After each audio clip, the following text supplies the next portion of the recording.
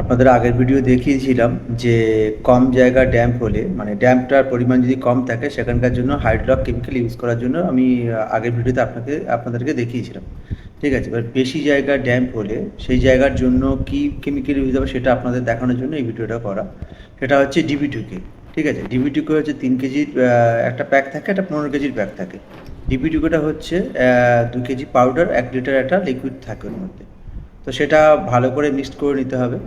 ঠিক আছে, যতটুকু জায়গা আমাদের ড্যাম্প আসছে মানে বেশি জায়গার ড্যাম্প যেটা মানে বেশি পরিমাণে যে জায়গা ড্যাম্প থাকে সেই সব ড্যাম্পের জায়গায় ভালো করে পুরো প্লাসটা ছাড়িয়ে দেবো আমরা। ইট ইট পর্যন্ত নিয়ে যাব।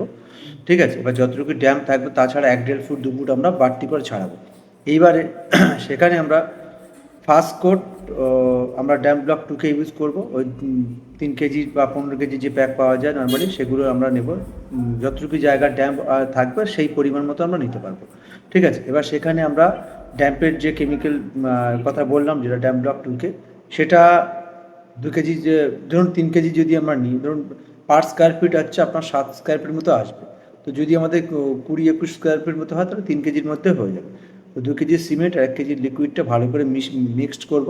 মিক্সড করার পর আমরা কিছুক্ষণ ওটা রেখে দেবো। ঠিক আছে, এবার আমরা প্রথম দিনে হচ্ছে মানে ফার্স্ট কোট আমরা করলাম ওই ইটের উপর, যেটা আমরা প্লাস্টার ছাড়ালাম যে জায়গাটা সেই জায়গাটায় আমরা ফার্স্ট কোট কেমিক্যালটা করবো ড্যাম ব্লক 2কে। ঠিক আছে, ওটা সেদিনকে আর কিছু করব না, ড্রাই করার জন্য ছেড়ে দেবো। পরের দিন গিয়ে আমরা সেকেন্ড কোট আবার সেকেন্ড কোট আবার করতে হবে, ওটা করে তার সেদিনকেও আমরা শুকাতে দেবো। এবার তারপরে গিয়ে আমাদের যেরকম নর্মালি যে আমরা বালি প্লাস্টারে যেটা তুলেছিলাম আমরা সেটা গিয়ে ভালো করে আমরা প্লাস্টারটা করব। ঠিক আছে, তারপরে ডাস্টপুটটি যে ফিল আপ করা সেটা তো আমরা নেক্সট ভিডিও আমি আপনাদেরকে দেখাবো সেটা। এবার এই যে ড্যাম ব্লক 2কে এটা যদি ঠিকঠাক করে যদি অ্যাপ্লাই যদি না করা যায় তাহলে কিন্তু ড্যামটা ব্যাক করতে পারে।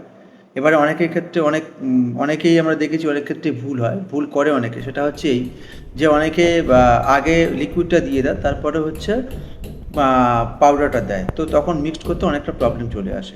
আগে নিয়ম যেটা সেটা হচ্ছে আগে পাউডারটা দেওয়া তারপরে লিকুইডটা দিয়ে ভালো করে মিক্সড করা।